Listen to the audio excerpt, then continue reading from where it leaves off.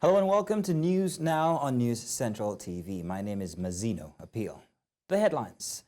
Nigeria's main opposition party, PDP, denies appointing Yayari Mohammed as acting national chairman, and officers raid fake wine production factory in Onitsha. 7 suspects arrested. Mozambique opposition candidate raises concerns over the country's election integrity. Details coming up now. Now let's begin with the leadership crisis in the PDP. Nigeria's opposition party, the People's Democratic Party, has dismissed reports making the rounds that its treasurer, Yayari Mohammed, has been appointed to replace its suspended national chairman, Umar Damagun. The party's newly appointed acting national publicity secretary made this known to newsmen at the party's national secretariat in Abuja, saying that only the National Working Committee of the party can make such pronouncement. News Central's Emmanuel Bagudu reports. The crisis in the People's Democratic Party has sure taken a turn for the worse following the suspension of the acting national chairman, Umar Damagun. As deputies, members of the National Executive Council replaced their superiors, their first press conference was to intimate citizens on events playing out in the party in a bid to set the record straight. I would want us to have a working relationship, a very cordial one, like you have had with my predecessor. He is not gone yet, he's only on suspension. Like Ms. Chinwe said, within the period of 2 weeks within which he would have interfaced with the committee chaired by His Excellency Taufik Arapaja, he would have exonerated himself of the allegations leveled against him. It was said to be insubordination and disloyalty. Whatever that means, it will be cleared better in the days ahead as the committee meets with them. But I am here to report on duty, nature abhors vacuum. My humble self and my colleague seated right by my side have resumed in that capacity. I know you will agree with us that it's not important to give a day out. We are expected to resume almost immediately in line with the provision of the law and the directive of the National Working Committee. The acting spokesman denied the party's involvement in the appointment of the new acting national chairman as replacement for the suspended chairman, Damagun. He provided details of what led to the suspension of the party's executives, saying the crisis in the party, unfortunately, is heating up the nation's polity. I am sure you are guided by ethics of professional conduct and the rule of engagement. Nobody will just wake up from the wrong side of their bed to begin to churn narrative and then expect the enlightened members of the society to take it hook, line, and sinker. We are guided by rules of engagement. When Ms. Chinwe was making the background presentation, she did say at its 593rd session, the NWC sat in a formal quorum and gave the decision yesterday, suspending the duo. Now, I wouldn't know at what sitting, with what quorum, what number, who are the dignitaries that would have come with that kind of narrative. What I would have expected from members of the pen, given your revered standing in the society, is not to even entertain that kind of argument coming from people that have decided to go against decorum, rule of engagement, and decency. The acting legal advisor of the party provided details of the legal implications of the current crisis in the party. The deputy national chairman North is from the North. That's the current acting chairman, Damagu. So when the national chairman vacated office, so by the provisions of the constitution, he now assumed office as an acting chairman. And you cannot remove him. Like when people go and make statements, he has to act until either you elect a new chairman by a convention. You know the provision of the law. You have to elect a new chairman who now assume office for him to now vacate that office. It has not been done. So people will now go and say Damagu must leave office. He has to be removed from the office. It's not the way, because we are not in a lawless society. The PDP says that it will respect the recent court decision, which mandates Damagun to be replaced by a valid convention. In Abuja for News Central, I am Emmanuel Bagudu. To further discuss this, I'm joined by Catch Ononoju, political analyst. Mr. Catch, good afternoon. Thank you very much for joining us here. Now, Mr. Catch, we'd like to know Thank you very much for having me on this issue. Yes, sir. Mr. Catch, we'd like to know your take on the suspension of Umar Damagu and Samuel Anyanwu by the faction of the National Working Committee. What do you think? Oh, well, what I will tell you is we had this coming in our party because the party has become moribund and comatose due to the perception in some quarters that Mr. Damagu has become a stooge for Minister Nyesom Wike. And for Damaguns going against Governor Sim Fubara and trying to foist the faction of the party loyal to Nyesom Wike upon River State, and also going to say in court that those whom the PDP deemed to have left office by virtue of them having resigned from membership of the PDP and declaring publicly to be members of the APC, that suddenly the PDP position is now a change. And that now puts at risk our governor in River State. So that's what has brought this up. And I can tell you the timing is perfect. Why? If we start this crisis right now, we'll be able to resolve it in time for the next election. Because the way Damagu and Wike are going about, they just want to kill the party. It's not about the party. It's about providing a viable alternative and what will I call a viable opposition in our democracy. The way Damagu and Wike are going, there will be no opposition party called PDP. And if that doesn't exist, then you might have what Peter Obi is doing to become the only option if he's able to pull it away. And that's what I believe. So the fight in the PDP is timely. Why do I say that? If the fight starts now, it will get over by the time the party should be ready to go into the next election. You don't have to postpone it. This is the time to start it. Let us see those governors who now support that Damagu and Wike should leave control of the party. And I cannot blame Wike because he's learned from how Atiku Abubakar also undermined the party by putting Mr. Ayochayu in his pocket. So Wike learned and then tried to use money to control those at the top. And the governors are saying, no, this has to come to a stop. And that's why you saw the public secretary did what he did. What you are now seeing make announcement are factions. The party will have to show where it stands.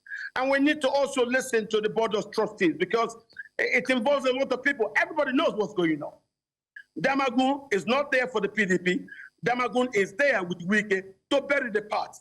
Damagu and Wike are, in principle, what you call undertakers. They are here to kill the PDP and undermine the opposition and its role in a viable democracy. And that's why I believe this is the time to take the war to them. And then if it takes us going to court, by the time we can have a free PDP, free from the antics of Nyesom Wike and Damagu, the better for the democracy.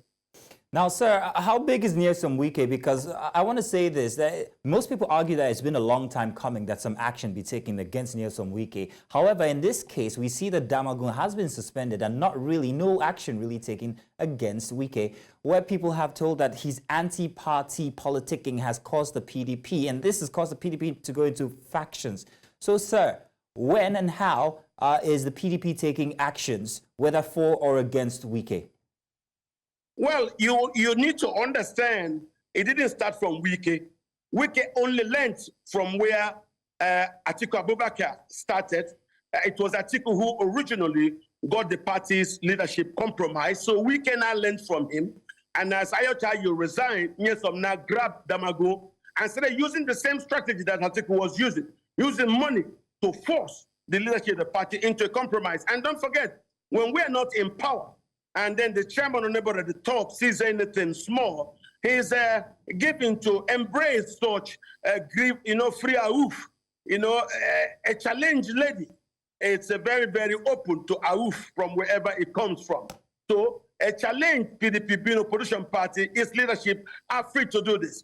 I will tell you, Wike is only continuing what Atiku has done. You know, being selfish to power, selfish to control, undermines it because of Atiku's behavior in running and undermining the chance of the South to actually gain inclusion through zoning. Wike is now replaying Atiku's game to say, because don't forget when this started in our party, when Atiku gave money to people in the mosque to start preaching that nobody should vote for anybody from the East, Wike got angry and then got into his heritage denial acrobatics, thinking he would be accepted. He still wasn't accepted. And then when the IOTIU came down, he now saw a chance to seize Damagun. And since then, with Damagun in his pocket, the PDP now has become moribund and comatose. So for you to get the PDP out of Wike's grip, this is the right fight to do. And once the fight starts this way, the party will now divide. You will now see those who Wike take one side, and those who want a free PDP take another side. So this is just the beginning. What I will just say is congratulations to the PDP for waking up, you know, because Wike's actions undermine the principle of democracy. A democracy must have a viral opposition. And so for Wike and Atiku to conspire and in turns undermine our party, I don't think this is best for the democracy. Because if, yes, you can say Wike is angry at the way Atiku was able to undermine the leadership of the party. Why did I say this? Atiku gave 100 million to the leadership of the party, said that he has purchased form. So that time when we're talking about zoning, the leadership told us, how can you do this zoning without replacing this 100 million? This money he's giving us for form, better be sure because we're not spending it. If you want the money returned and you want to talk about zoning, somebody has to replace this money. So that money was actually the poison that was used to undermine the shape of the party. And so nothing about zoning worked. And when it didn't work because of Atiku's inordinate ambition, the PDP, out of anger, left and we started what you call the youth movement. And that was how the Obedient movement was born. And then when that happened, the PDP now became divided. Of course, Kwankwaso went to start his NMPP. And then the rest, they say, is history. The rest is and history, the opposition died. So I believe Wike is only following the footsteps of Atiku, where he learned you can use money to undermine those at the top and then undermine the party. So let the two of them go away and their fight. Let the party fight back to take back itself. It's a democracy, it's not made for one person. And that's why I believe this fight is timely, this fight is good, and we have time to take care of this fight and then have time to position the PDP or whatever party that will come as a viral opposition to our democracy for the sake of the Nigerian project. Mr. Kachanonoju, want to say thank you very much for sharing your views here with us on News Central. Thank you, sir. Thank you very much for having me. You're welcome. In the meantime, the All Progressives Congress has suspended the Minister of State Petroleum Resources, Heineken Lupubiri, and the party's 2019 governorship candidate in Bayelsa State, David Leon, for alleged anti-party activities.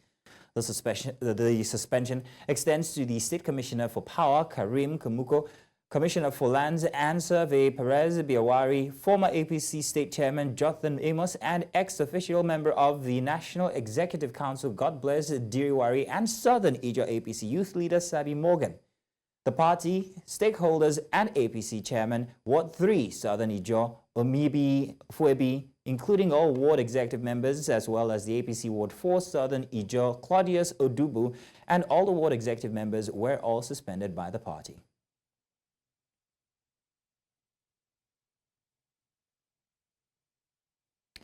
We're now going on a short break, and when we return, 7 suspects arrested, fake products confiscated in Onitsha. We'll bring you that information after the break. You're welcome back. Governor Caleb Mutfwang of Plateau State has sworn in 17 members of the People's Democratic Party who were declared winners of the 9 October 2024 local government chairmanship elections in the state. After administering the oath of office, the governor urged them not to betray the trust the people of Plateau have placed in them, but to work together for the advancement of the state. News Central's Chizaba Nyonwe tells us more. The October 9 local government election in Plateau State has come and gone. What people are now waiting for is the result of the polls. The grassroots election was held 3 years ago with divergent views and outcomes. With the peace on the plateau being fragile, the exercise was commended by the electorate who spoke with News Central crew. They said that they had some issues from the local government, but we waited and thank God, so far they came, and as you can see, people are around. They've been voting for the past 1 hour or more.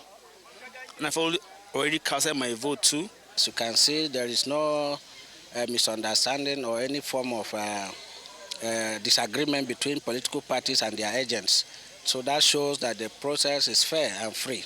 I didn't know it would be this peaceful, although I think the people are still trickling in, but it's very peaceful.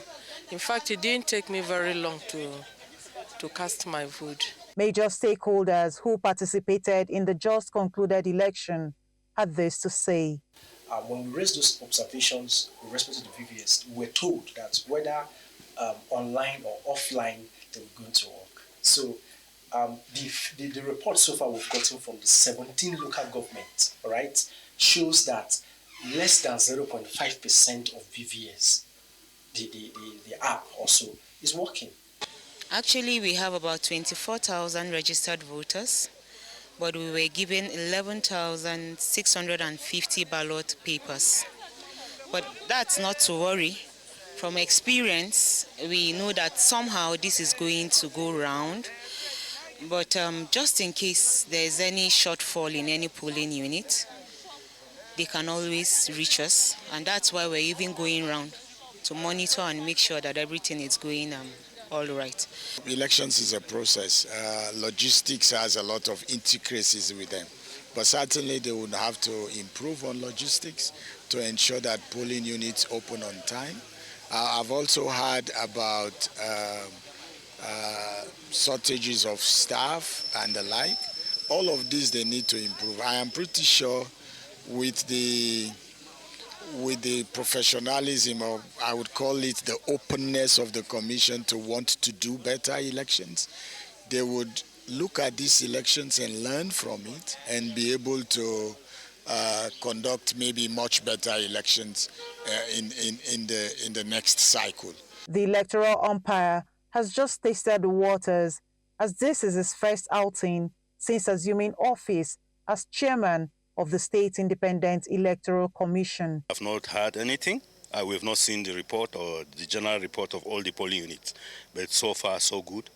The only issues we've heard are late arrival of materials, and it's, from my own opinion, is from maybe the new polling units that were created, and the supervisors could not locate the actual polling locations of those polling units, so it became a problem.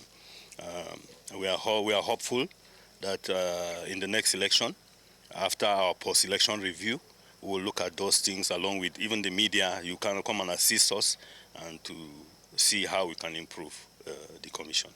Plateau State Governor Caleb Mutfwang assures the electorate that their votes will count. What we have assured people about this election is that their votes will count. And I'm glad I have just voted. The process is going on seamlessly, as you can see yourselves. And I'm sure that at the end of the day, God willing, that the process is quite fast. In fact, faster than the beavers machine that we use in general elections. I believe that accreditation is at the heart of any transparent election. Once accreditation is done seamlessly and people cast their votes, they know that those votes will count.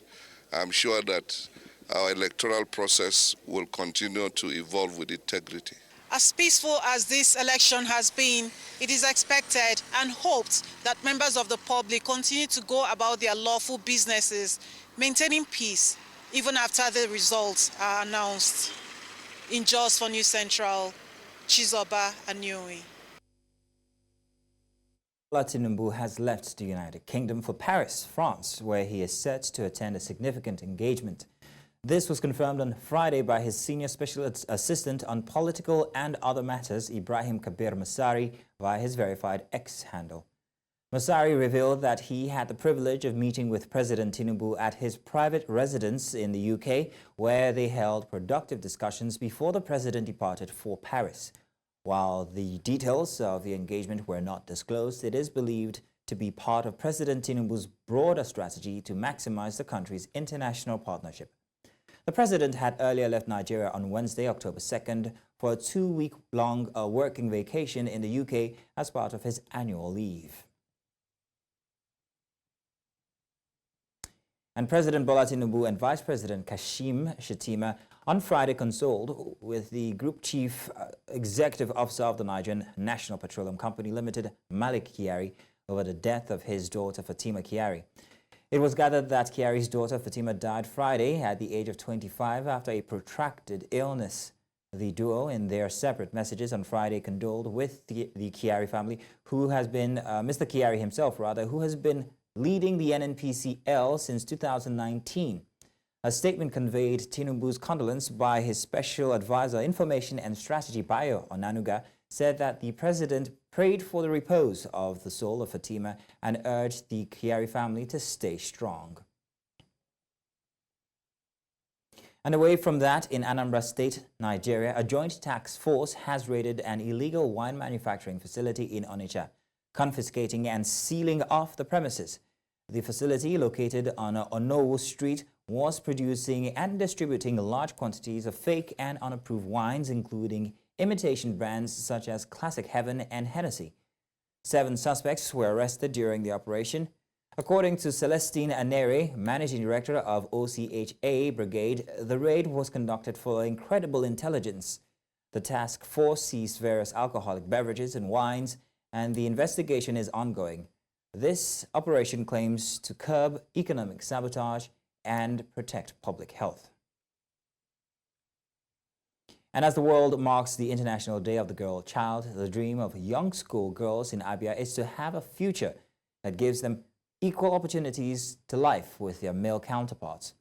With the theme Girls' Vision for the Future, the girl child understands that only her can protect or hold herself down. News Central's Chimogele reports that the female school children in Abia State had a rare opportunity to express themselves at an event to celebrate the girl child in Umuahia, organized by the wife of the state governor, Mrs. Priscilla Oti. Every young girl is to have a bright future and be able to achieve her potentials despite the situation in the nation. Over time, the girl child has proven to be daring, adventurous and focused on her dreams and aspirations. The successes of several girls and women try to counter the cultural, religious and societal barriers that have held them down. Let their children grow and make choices for themselves. They shouldn't be forced into marriage or anything at all in life. We are trying, but there are so many barriers blocking them. Financial barriers and cultural barriers. Because women are always expected to stay in the kitchen and not to lead. Financial barriers, they don't have enough money to send them to school. While efforts are made to change the narratives and families and the society in general about the girl child, that can only be achieved when the hurdles are surmounted in a society like ours. Today, we renew our commitment to building a world where our girls can thrive, dream and achieve greatness without ignorance. Today offers an opportunity to deeply reflect on the unique challenges our girls face, including poverty, limited access to quality education and healthcare, child labor, forced marriages, and discrimination within families. Priscilla Oti, wife of Governor of Abia State, encourages the girls to take their own destinies in their hands, assuring of state government's protection. Through scholarships, mentorship programs, and the provision of learning materials, we are paving the way for their academic success and future leadership roles. These efforts and many more to come are part of our unwavering commitment to securing the future of our beautiful girls. We cannot afford to allow them to remain vulnerable. We must take action now to protect, empower, and create opportunities for them to thrive. To to stress the importance of the girl child in the society. Maureen Ahokwa, Commissioner for Women Affairs, says there is need to help the girl child overcome stereotypes that have deterred her growth over the years. Well, the suppression in the society is what makes a girl look like she's the problem of herself. We need to let these girls evolve. We need to tell them who they are. We need to make them have self-esteem. We need to tell the girl child you're important. You know this thing about culture, where, oh, people celebrate the birth of a boy, and then the girl is like, hey, I'm Morogina. You know what I mean? So we're here today to tell the girl child that even if you're the only child born in a family, there's a future for you. Resource persons highlighted impediments to a girl's growth and urged the girls to remain resolute in their pursuit for a better life. Empowering the girl child with adequate education and giving her the liberty to make informed career choices not only instills confidence in her, but helps her evolve and become a force to reckon with. In Omaha for News Central, Chinwe Ugili.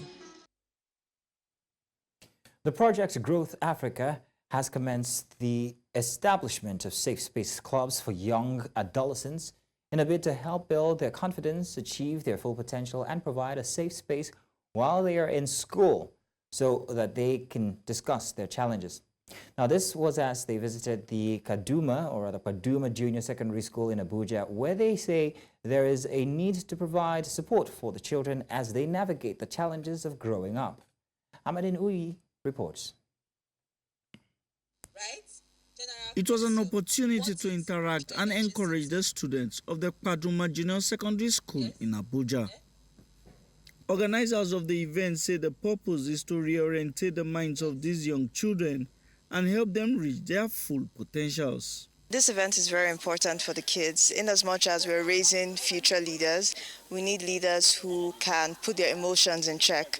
We need leaders who can, create the right scenarios for them, whatever comes their way, because life is going to throw so many things at you. Our desire is to see our students being well enlightened so that their mental health and hygiene would actually be what would help them to be balanced. We desire to see them thinking well and having right frame of mind. The event for today, which is Raising Heroes, is specifically for community school across the length and breadth of Africa, starting with Abuja, which is my hometown. They say the project is to create a conducive and safe environment for the children to develop and build their careers from a young age. It also provides a pillar of support for them as they face the challenges of life. We believe in catching the children young, and hence the reason why we came out to Paduma Junior Secondary School today to help create a club called Safe Space Club, where the children can come into an environment where they can have conversations about any and everything, from their mental health to their emotional health to their physical health to what they're facing in the classrooms to what they're facing at home. This program has opened and planted that seed in their minds, and I'm very happy and excited that a club has been formed for this, and I can't wait to see how these kids develop and just become great future leaders and have great careers. The reception we've actually received here is quite awesome. The support from the teachers, the principal, I can't thank him enough, and it has been quite very impactful for us. The kids are quite happy, and possibly, maybe they might not have experienced this before, but having us to bring this to them is very fulfilling, all right, for us, and I can actually call this a success. These kids are not just growing alone. They are now growing with the mindset of we have people to protect us, we have people to see us, we have people to help us, we have people to listen to us. The project, also known as the Project Growth Africa, is being implemented by the Safe Space for Corporate Ladies non-governmental organization aimed at helping develop Nigerian children. In Abuja for News Central, I am Amadin Uyi. Now in Lagos, it took a coordinated effort from multiple rescue agencies to free a truck driver trapped in his vehicle after a crash in Alausa, Ikeja. The truck, while navigating a bend at a traffic light, lost control and toppled, pinning the driver against a light pole. Bennett Akede has the details.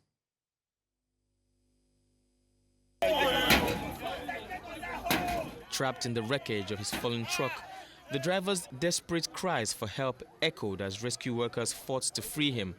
The truck, having tipped over onto its side, was wedged tightly against a street light, pinning the driver to his seat. Rescue teams led by the Lagos State Emergency Management Agency, LASEMA, worked tirelessly to carefully cut through the twisted metal while ensuring the driver remained as safe as possible during the extraction. Concerned bystanders, some recording the scene on their phones, watched anxiously as the joint efforts of LASEMA, the Lagos State Fire Service, and other emergency responders unfolded under the supervision of the LASEMA Director General, Dr. Femi Okeosointolu. After more than an hour of meticulous work, the driver was finally freed from the wreckage and immediately placed on a stretcher. He was rushed to a nearby hospital for further medical attention. A gentleman was trapped inside the vehicle, and you can see how we use the combined team to resuscitate him, to save him from the scene. And they are receiving, and he's going to receive adequate treatment. Thank you. All right, sir. Can you break down what caused that accident? We don't really know. We will carry out holistic investigations before we go ahead. But you can see that our response was swift, prompt, effective, and efficient.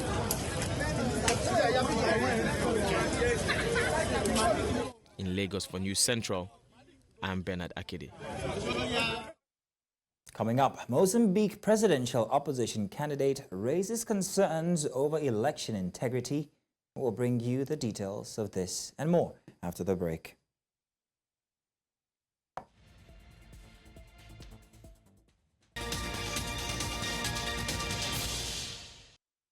Welcome back. The news continues in West Africa, where Senegal's top constitutional body has cleared Prime Minister Ousmane Sonko to run in the upcoming parliamentary elections, rejecting an appeal by an opposition coalition that sought to block his candidacy. The Takku Wallu Senegal coalition, led by former President Macky Sall, argued that Sonko was ineligible to run due to his June 2023 conviction in absentia, which sentenced him to 2 years in prison for corrupting youth. However, in a decision released late Thursday, the Constitutional Council dismissed the appeal as inadmissible. Senegal will head to the polls on November 17 to elect a new parliament, following President Bassirou Diomaye Faye's decision to dissolve the opposition-led National Assembly in September. Guinea's military junta leader, General Mamadi Doumbouya, has banned ministers from traveling abroad without his approval and ordered all officials currently outside the country to return. The announcement was made by government spokesman Ousmane Goal Diallo, who explained that the move is aimed at reducing public spending. Diallo stated that the measure will enhance government efficiency and ensure better management of the state's resources. The directive issued on Thursday takes immediate effect and will remain in place until the end of the year. General Doumbouya, who seized power in a coup in September 2021, initially committed to returning Guinea to civilian rule by the end of 2024. However, the junta has since indicated that it will not meet that deadline. And now in East Africa, Mozambique's opposition presidential candidate Venancio Mondlane has expressed concerns about the recent general elections, stating that the regime will do everything in its power to avoid losing. This comes after the International Republican Institute's preliminary statement on Mozambique's general election highlighted several challenges, including inconsistent accreditation of domestic observers and party agents, late changes to electoral legislation, and reports of illegal use of state resources during the campaign period. The statement also noted that the pre-election period and election day fell short of international standards, with many issues raised in previous elections still not addressed. The Institute urged the National Elections Commission to conduct a fair, transparent, and timely count of the results. Em conclusão, do ponto de vista político, não só questões técnicas, Nós estamos numa situação que comprova que temos um regime que tudo vai fazer para que não perca as eleições.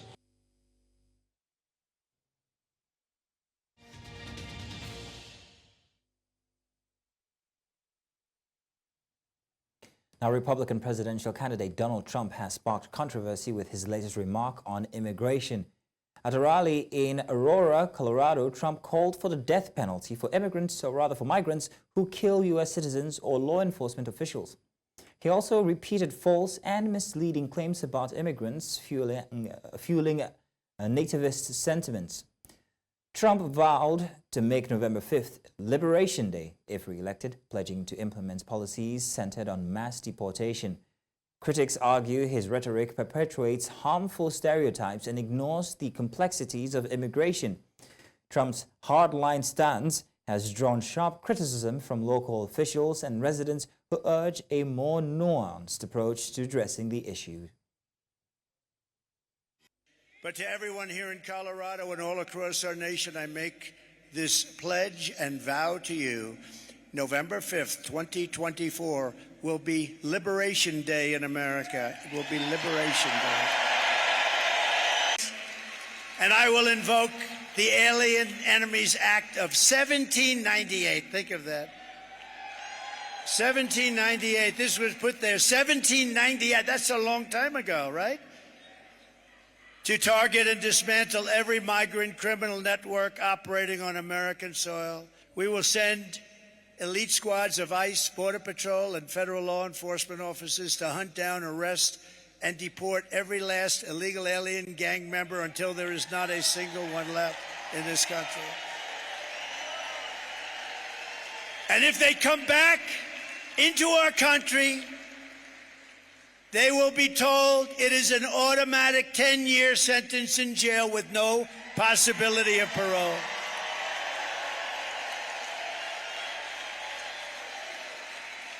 And I'm hereby calling for the death penalty for any migrant that kills an American citizen or a law enforcement officer.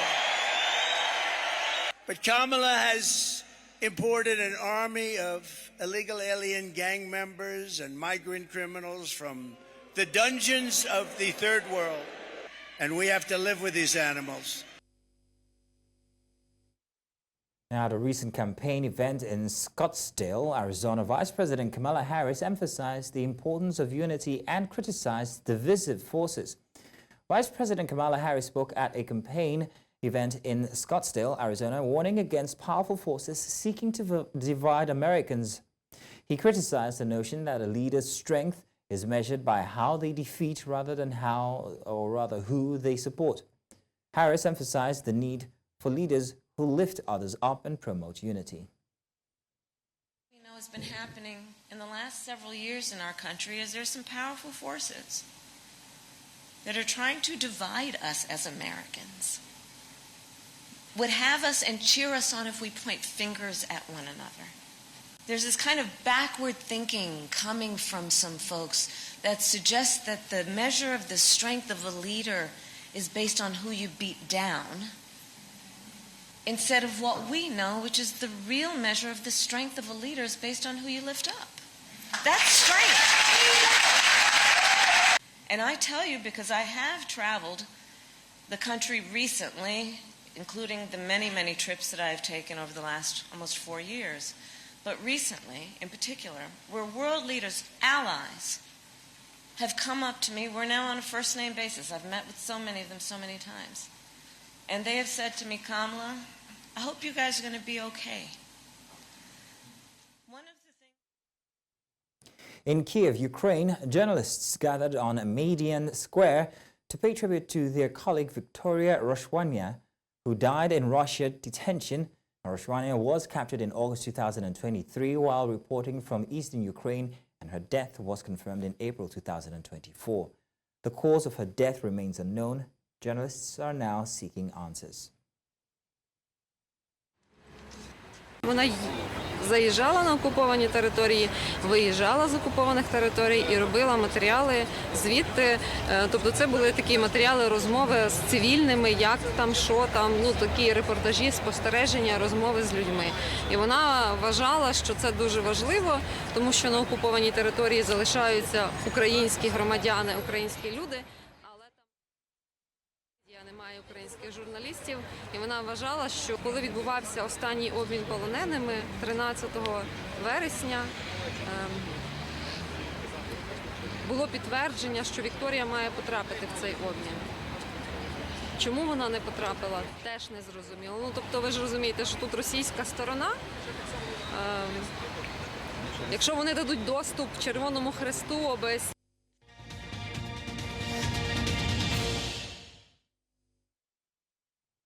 Now, the three-day African Monetary and Economic Sovereignty Conference concluded today in Addis Ababa, Ethiopia, with a focus on empowering the continent through economic self-determination. The event themed Leveraging Multipolarity, Economic Options for Africa brought together a diverse group of academics, policymakers, and thought leaders from across Africa and beyond to explore pathways to economic sovereignty. News Central's business correspondent Perpetua Fesami Peter was there and filed in this report. Economic sovereignty, U.S. hegemony, debt restructuring, domestic resource mobilization, climate change. These words and phrases have dominated conversations in the past 2 days. But as day 3 unfolds, the focus will be shifting to de-dollarization and Pan-Africanism. But can Africa achieve this? Well, let's get into the meeting and hear what they have to say. My experience is the IFS exposed African countries to recurrent balance of payment crisis, debt crisis, which are, in my view, an inevitable outcome of the long-term deterioration of commodity terms of trade, the growth-crushing borrowing rate, and balance of payment constraint imposed by dollar funding. I once asked an IMF colleague that what would happen to Italy if instead of paying 2% on their debt, they were paying 10% or 15% like an African country. His answer was clear: Italy would default. For Dr. Arauz, Africa must also pay attention to the global payment systems. Payment systems are a crucial infrastructure of the global economy and, of course, national economies. But very few people know who are the players behind the global infrastructure of the payment systems. Few people know, for example, that every time you use a credit card out of the two major companies, a copy of every transaction is stored in data centers in the United States, that because of the USA Patriot Act, it means that U.S. government agencies, sometimes those affiliated with the military, have access to all of those transactions. Having established that these structures jeopardize Africa's economic sovereignty, what then must the continent do? It is important to de-link the national payment systems, the regional payment systems, the African payment systems from those hegemonic players so that there can be more sovereignty, more possibility to not only improve the economic situation of the people in Africa, but also to improve the sovereignty of the information related to the payment systems. In essence, monetary integration has become the necessary conditions for effective sovereignty and development in Africa. It also has the potential to accelerate implementation of the AFCFTA and will bring geopolitical power to the regions, the way the dollar has to the US. It's been over 20 hours of non-stop debate, deliberations, and conversations on how Africa can achieve economic sovereignty. This conference has featured the best minds, economists, professors, even thought leaders from Africa and around the world. However, those who are vested with the responsibility of turning these conversations into policies are not here. Well, it is my hope that when the communique gets to them, they'll do the needful. In Addis Ababa, for News Central, I am Perpetua Fasome Peter.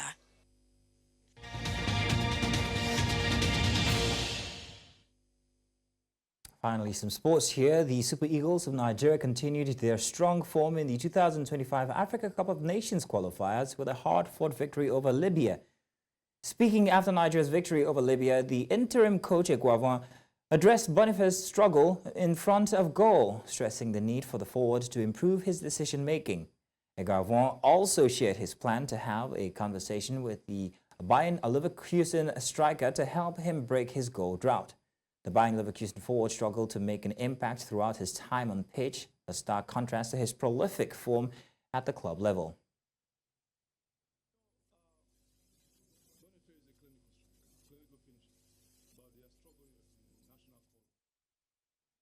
Comoros pulled off a stunning upset with a 1-0 victory over Tunisia in their AFCON qualifier in Tunisia. Tunisia, who had won their first 2 matches, were expected to secure an easy win but struggled to break down Comoros' solid defense. Despite enjoying over 70% possession and multiple shots on goal, Tunisia could not find the net. The decisive moment came in the 63rd minute when Rafiki Said scored for Comoros. The goal handed Tunisia their first home defeat in over a decade during an AFCON qualifying campaign, while Comoros recorded their first win of the qualifiers.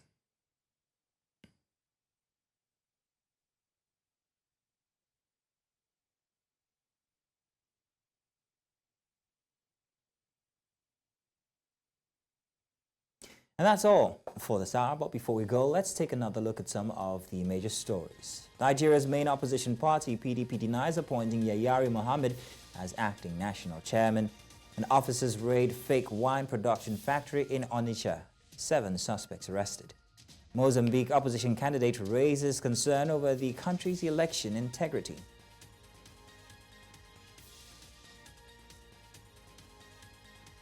Now do remember that you can watch News Central live on DSTV channel 422, Star Times channel 274, Avo TV and YouTube. Many thanks for watching. My name is Mazino Appeal.